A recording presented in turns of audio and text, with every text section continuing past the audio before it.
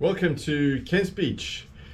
I'm hiding in the garage today because it's 40 degrees out there, freaking hot in England. Well, record temperatures are coming, and it's best to stay where it's cool, and it's a bit of a man cave here as well. Anyway, tubeless tires. Why do I run tubeless tires? Now, belonging to a cycle club in Surrey, let's say all the purists just don't get it, get ridiculed. Nope, don't do it, Ken, don't do it, Ken, stick on the tubes. You know what? I'm tired of changing punctures. I'm really tired of it. Now, I've run tubeless tires for 2 years-ish, and tell you what, I freaking love it. 2 reasons. First reason is you get a comfortable ride, really comfortable ride, because why? You can ride wide tires, and wide tires mean lower PSI, lower pressure, just means more comfort. It's almost like riding with active suspension on your bike, or riding a mountain bike when you're actually on a road bike, and just the difference in the comfort is immense. So, but you can dial in your comfort depending on how wide your tires are. So, as an example, when I first started, got these Schwalbes, 25 mils, and I wasn't impressed. They did tend to puncture quite easily, and they just weren't very comfortable. So I thought, nah, try. Then I went, did a ride in Scotland. I thought, you know what, the roads in Scotland aren't great. Well, I didn't think they were great. I thought they were going to be north coast, going to be pretty sort of rough. So I want to have a nice, comfortable ride. So I went for the GP 5000s, 32 mils. Now the difference between that and that is chalk and cheese. It is literally chalk and cheese. I'd seriously recommend going wide as you can. Look at your bike and see what you can get on there. Now, if you don't have discs, no chance. You got to really have a disc brake configuration, and most disc brake configuration now have got a lot of clearance for wider tires. What I mean by clearance, let's have a look. Here's my bike, Chevrolet Caledonia. You can see 32 mils here, and there's a really wide gap between the tires at the back, so there's plenty of space here. You can go cycle crossing, graveling on this, no problem whatsoever, and you can get a really good wide tire there. This 32, I wouldn't go any more than that unless I'm going graveling, then I'll put something wider in there, but no need for this right now. Yeah, so you get low pressure, more comfortable ride, and they even say it's quicker on up to a certain level.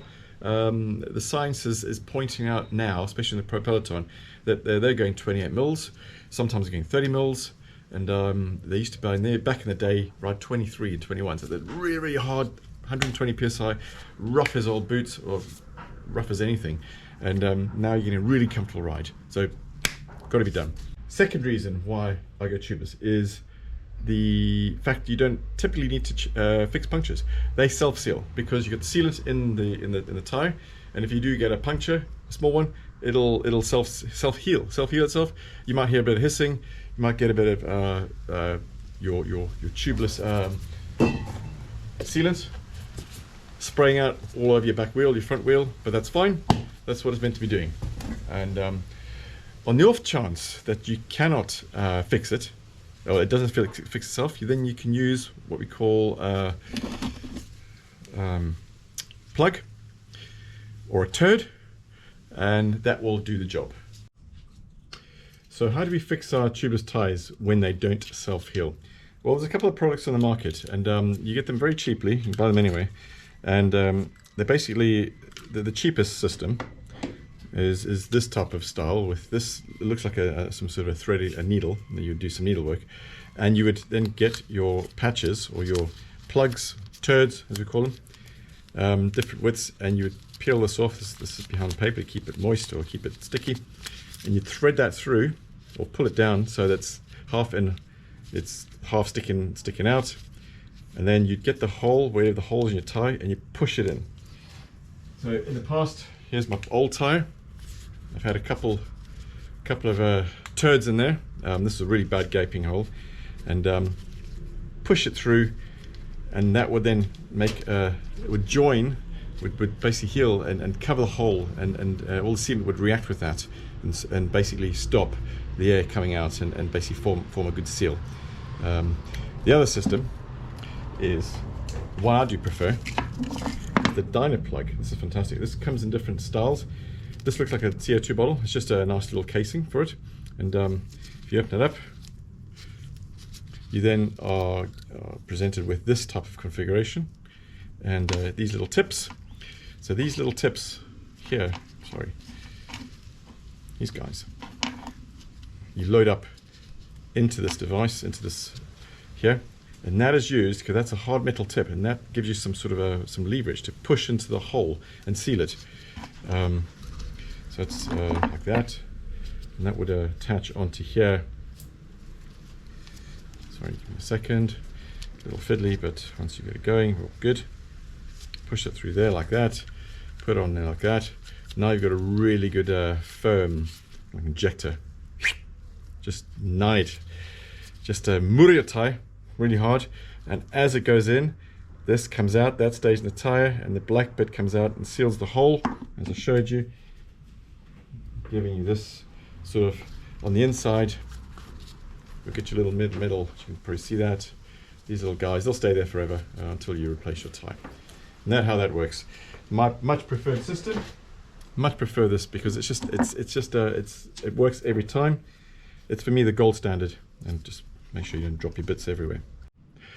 So it's no good having your tubeless tires on your system. You're out on a ride, you get a puncture, doesn't self-heal, and oh shit, what happened to me last week? Didn't bring my spares.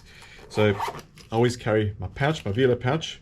Get this off toughlove.com, really good system, because you get all your bits in there, stick in your back pocket, job done. The only thing is you got to remember to bring that along, and that's the only downside, is it's not attached to your bike as would be your standard ball bag, which hangs under your seat, which I don't like.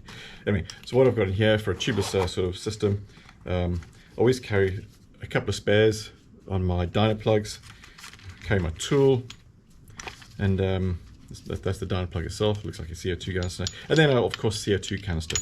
And I do, just in case of emergencies, carry a small mini pump that'll do 100 psi, which is not needed for a tubeless, and I just only need is one tie lever. And also got to, especially in Surrey, have a cafe lock, so you just lock your bike up outside and go have a coffee. All good. It just does what it says in the tin, and well recommended. There we go. Nice and combined, nice and compact. Yeah. It's also very important to make sure you check your tyre wear. Very, very quickly your tyres can wear without you sort of realising it. So always check those dimples. I'll show you. On your tyre, you'll see these little round dimple points. They will indicate the wear levels, and these ones are still okay to run. As soon as those dimples disappear, then you know that your tyre is due for changing. So I've probably got a couple 100 k's left on this one. I've ridden these since the spring, I think. So yeah, we're good to go. This is the front tyre. Doesn't wear as fast as the back tyre. You can see I've already had situation, side wall, and the Dyna plug sorted out. Done. That's been there for 3-4 months. Never any problems. Still sealed, nice and tight. So you also need to make sure, probably every 3 to 6 months, depending on how much you ride, that your sealant is well topped up and fresh. Last thing I want to do is a nice hot day, you're out on the trails, or you're out on the road, bam, or you see the spraying all over the place and it just hasn't sealed, or you had no sealant, it's completely dry.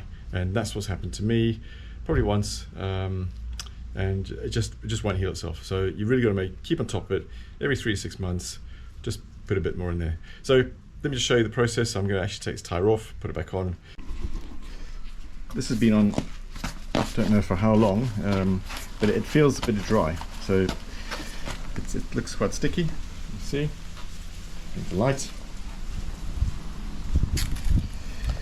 So yes, definitely pretty sticky and dry as a bone. So if I actually got a puncture on this, I'd be in a bit of trouble. It just probably wouldn't heal itself. So we're going to whip that off, clean it up, and get some more sealant in there, put it back on. Right, so I've got this tyre off, and as you can see, pretty bone dry. Just as well did this video. Could have been in a bit of trouble on the next ride. It's important to make sure you give your rims a good clean and inspection, because you probably could find that that maybe your rim tape's a bit damaged, might need a bit of refreshing. Just a really good inspection. You do find that there's a lot of gunk that congregates around the valve. But this looks all pretty good. And you can even take the valve out and replace it or give it a clean. Here is that sidewall puncture. You see the inside of the seal, completely sealed. I could really cut that little cut. But the inside of these tyres are really manky. The purists would say I should clean them, but you know what? It's 2 hot a day, I couldn't be bothered. So how much sealant should I use, and what sealant? Well, there's many different products in the market. The Stands is one of the top brands. They do a race sealant, which is better, I suspect, than this, but didn't have any stock at the time, so I just bought this, but no problem so far. So the rule of thumb, which I use, is that you take your tyre width and you times by 2. So I'm running 32s, times 2 is 64, so 64 millilitres-ish. If you're running 25 mils, that's 50 mils. And that's how you do it. That's simple, easy to remember. So now the process to get the tyre back on the rim. Now a lot of people have trouble with this. Let's get down here. It's typically sometimes very tight to get the last bit on. You got to use a tie lever, and people worry about that. And you know, sometimes the ladies struggle. But here's the system I use. Works for me. I like to put the sealant in the tyre while it's off the rim. Rather than using an injection, you can inject it into the valve. You can do that. A lot of people do that, but I don't bother. I put it straight in there. So, like I say, 64 mils. Now, I just pour it in, to be honest. I roughly know what 64 mils looks like. That'll be fine. Pretty good. Might be a little bit too much, but hey, it's just a little extra weight. Gives me more protection.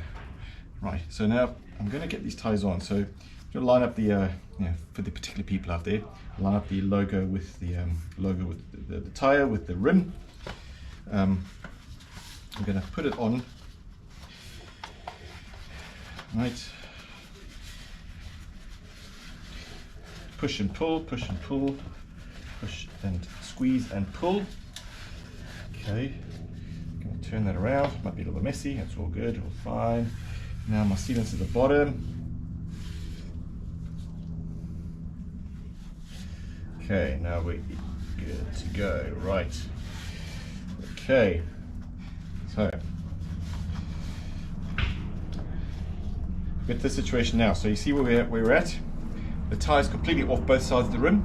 Okay. I'm going to use my tie lever now. I'm going to push it, stick it in, push it.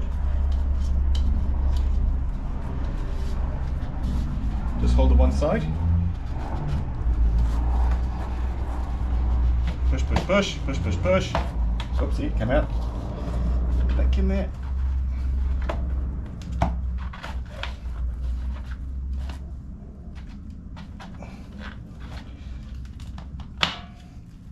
There we go, that's in.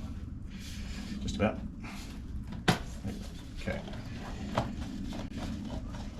That's how we do it. Now the tie's back on. Now we've got to get some air into there. Now sometimes you may need a blast pump to get the pressure, or one of those pressure pumps, to seat the tire onto the rim. I've been lucky enough normally to just use my Joe Blow to get that going. Right, so we've got the Joe Blow. Hopefully this will seal.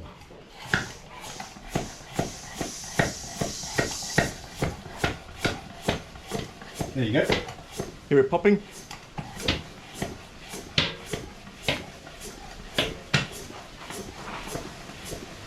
I'm going to pump that to 80 psi just to get it to seal overnight. So all back on, all good. And I'll come back and check it in the morning, make sure I've not lost any pressure. But that's how we roll.